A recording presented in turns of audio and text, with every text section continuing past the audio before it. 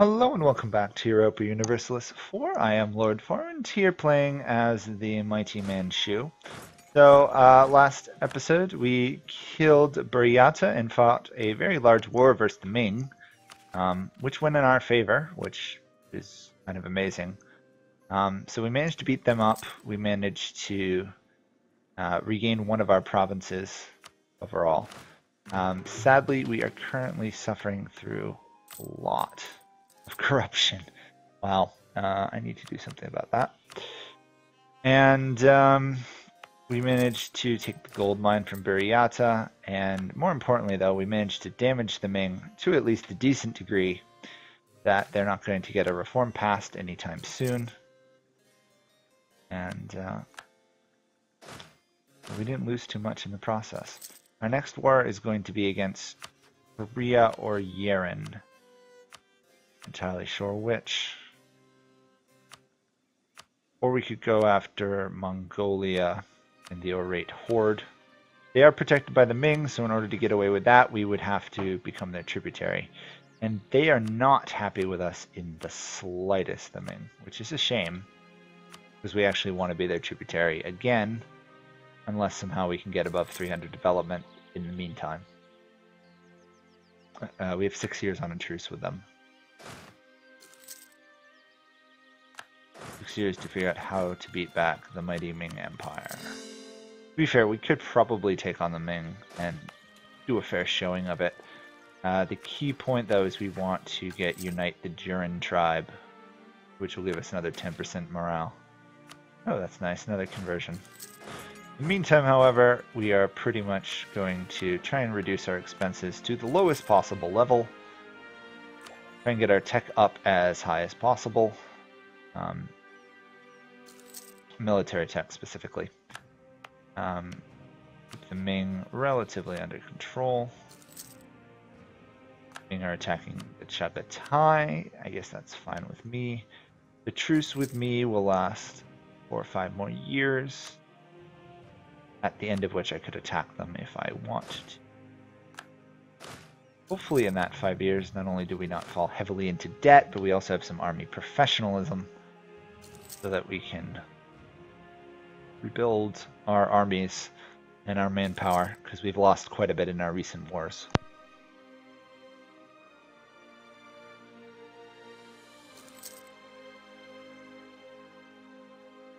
Might have something to do with the sheer amount of cavalry units we are fielding. Let's get that. That'll put us a bit on our way towards rebuilding our manpower. The key point of these wars is going to be our banner cavalry, which have 10% discipline bonus. If we can get the shock, fire, and shock damage received higher due to drilling, we'll be in good shape. We only get 5% cheaper land maintenance, which kind of sucks. Land leader, nice. Land leader shock, we can get 2 land leader shocks, wow. I'd like to united the 3 Jurens. Core creation would be nice. The real key will become the 8 banners and the Age of Reformation, because then we will get, I believe we get bonus banners from that too. We could theoretically give up on Confucianism as a syncretic faith and go pure Tengri, which would give us 100% cavalry armies. But I don't think we will, considering a good portion of development's tied up in Confucianism now.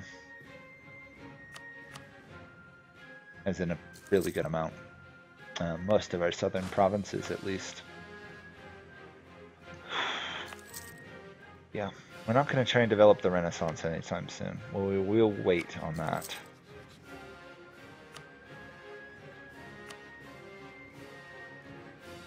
Actually, the Ming are so far struggling a little bit with this war. If they can deplete their manpower down again, I can probably beat them.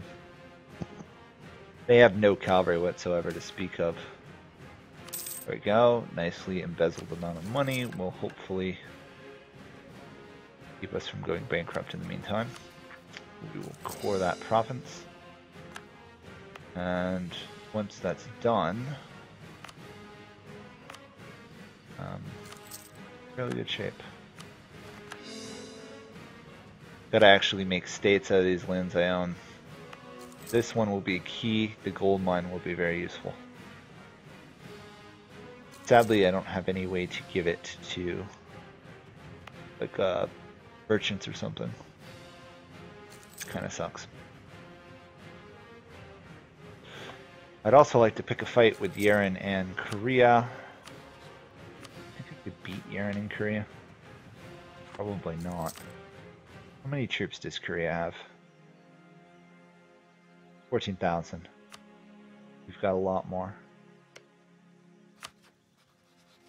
Being at war, I can't become their tributary. Once it's over, though, I could become their tributary.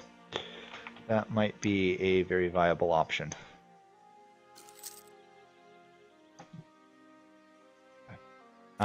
Why don't we pick a fight with the Ming, but more importantly, pick a fight with Yeren, and the Ming will just be back. The Koreans will just be back up. There we go. The tricky part is actually moving these armies around this area without suffering a lot of attrition of my own. Rather frustrating. We do get bonus movement speed, but that's about it. Ooh. Technology, corruption, or production. Ooh. I'll take that. Now, of course, we have got unbalanced research, which is a problem. But we are a tech leader right now, so we can shift our focus to diplomatic for the moment. Good, which is very good. And we're mostly to getting our first admin tech as well. And let's raise this fort, because it's going to come under attack almost immediately. Same with that fort.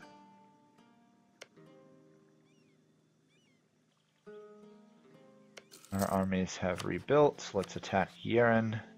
We will do reconquest. That's easier in some ways. 17,000 infantry versus 16,000 infantry. We outnumber them heavily on the cavalry front. Plus, we also have Korchin to run around and cause distractions for us. Sadly, they're not actually going to be immensely useful. But if we leave them the ability to take the capital, they might be. But they're apparently not going for the capital. Great. Korea, though, apparently has made the very cardinal sin of trying to siege a Manchu fort on grassland. Oh, yeah. Assuming I can get my armies down there fast enough before that fort falls, which might not be possible. That fort is going down fast. Wow. Do they have cannon? They don't even have a siege guy. Oh, maybe my army my garrison hadn't rebuilt fully, but still, that is a fast takedown on that fort. We're going to throw all our troops into that fight immediately. Relatively easy victory. They're actually going to go siege there. I don't think that's what we want you to do, but whatever.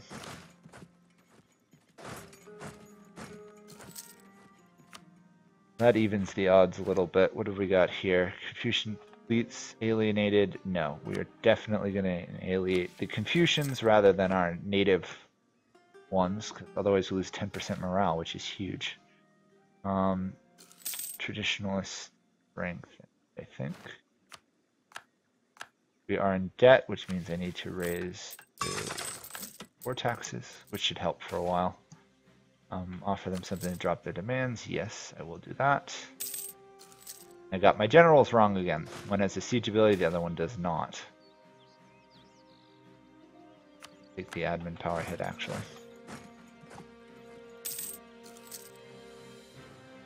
Korchin could rebel on us, but they're not going to, because they're actually fairly loyal at the moment. They did just lose that fight against the Koreans, which kind of sucks.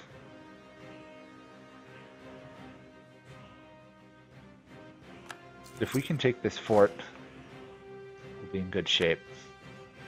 One-on-one, I can probably take out their armies. Divide and conquer.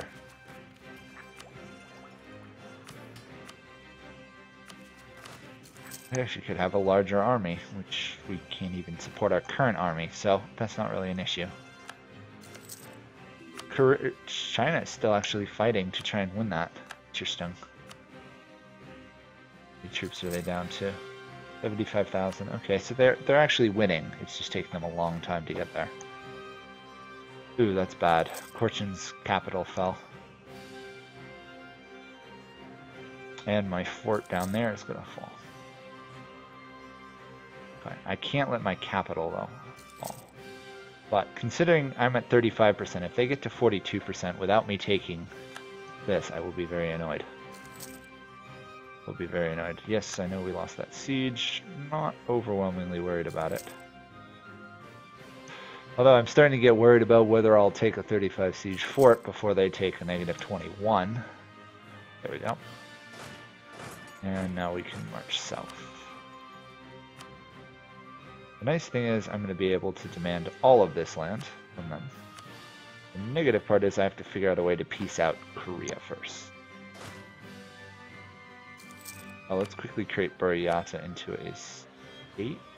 Do I actually want to do that, or do I want... I want the tech. Tech is going to be more useful at this point.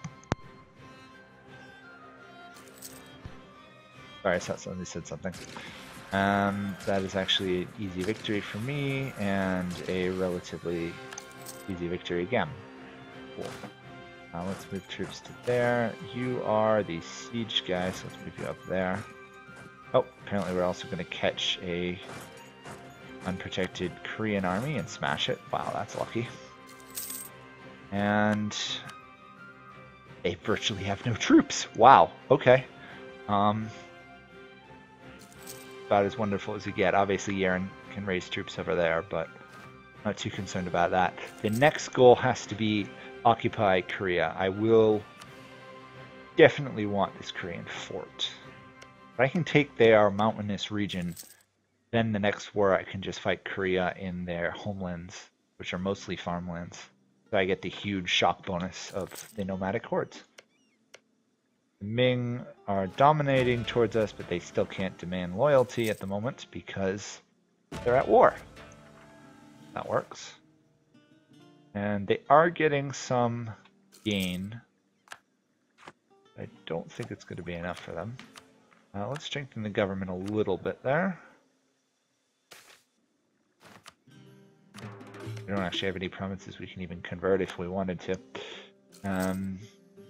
Yeren's causing trouble, but it's Korea that has to fall next. Korea is slowly rebuilding, which is frustrating.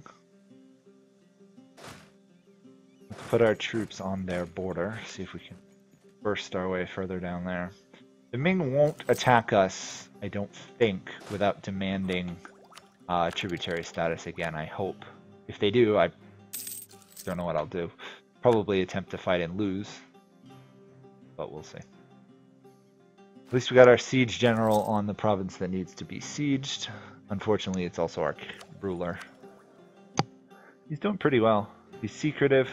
Embezzlement has actually worked fairly well. Discipline is also really nice.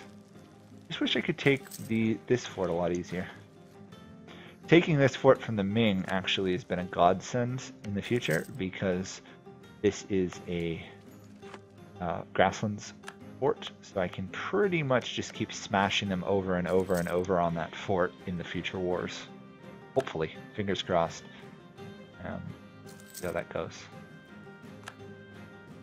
Once we take this Korean fort, I've got to imagine they're going to want peace. We're also going to be in debt again, but yeah. Their war enthusiasm is rather low. What's also clever is we've managed to attack Korea without having to fight the Ming again. Of course, we could attack Korea if we were the Ming tributary state, yes, but while still having a truce with the Ming is pretty good. Especially if we can boost our development by like 87 development. Or I don't actually know how much development these guys have. Not really that clear. Okay. At least from that, not clear. You need actually a leader. That's fine with me.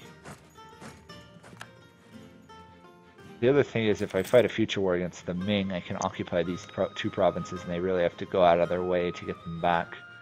They're actually having... They're not winning this war. Oh. Korean-Yeren and everything are actually holding out. Bugatti is occupied by Transoxana and Afghanistan, so the Ming can't actually get a high enough war score. That is amusing. That is rather amusing. Hey, and there goes our vassal doing work I wish they would be more proactive with doing. At least they liberated that fort from falling, so positive. Rather positive, I'd say. And are you going to fall for it? Nope, not going to fall.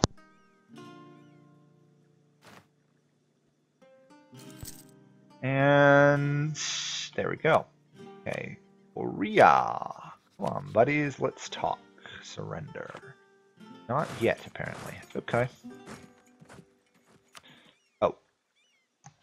Oh, weird. Okay, well, if we move one of our armies down to siege their capital, they'll almost definitely want to surrender. It's nice that the AIs get a little bit more paranoid once you start sieging their capital. A little annoying I don't get a higher war score versus them. Nor can I actually really demand money. I suppose I could just occupy all of Korea. Probably shouldn't worry too much about overextension stuff, because these are all poor provinces. Leave Cochin to deal with them. I'll focus on taking out Korea. If I occupy all their forts, I'm going to get a high war score against them regardless, right? Even if currently it says I only have 18 versus them, that should change. Okay, let's reduce that so we don't actually have a rebellion. Or maybe we'll still have a... No, okay, that stopped the rebellion. We're actually positive in money somehow in this war. Kind of impressive. I suspect it's war spoils from actually looting Korea. So that's probably going to go away soon. And they're actually attacking me. That's annoying.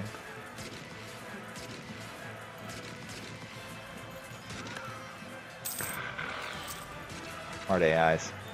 Worst thing. Retreat. Very smart AIs.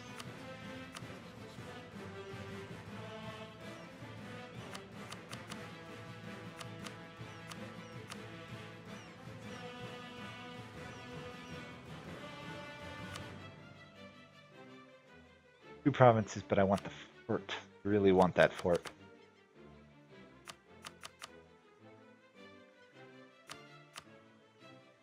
$120 gold and a fort. Okay, I'll take that. Not what I wanted, but that one defeat there really has made it a lot harder for me to progress. Because I'm going to have to rebuild that army, and that's also going to bankrupt me. And I can actually demand all their annexation and all their money. Good. Progress has been made. We are at 290, of which 157 is actually ours. Okay. Okay.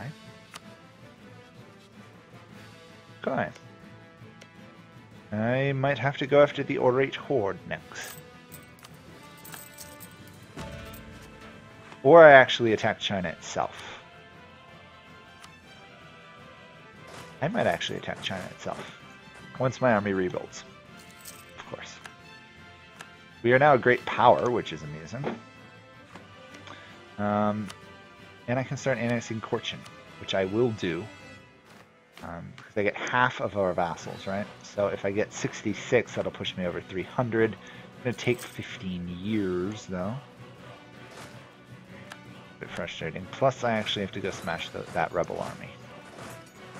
Then we can think about attacking Ming. Actually, I could probably ally these guys, call them into the war versus the Ming. We'll see. Promise them land, don't give them land. We'll see.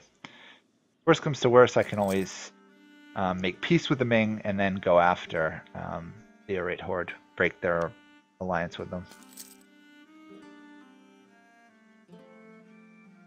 It's a shame there's no easy way to get into Japan. Japan would also be a nice prize.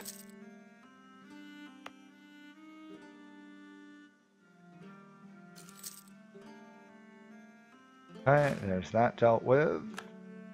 March south.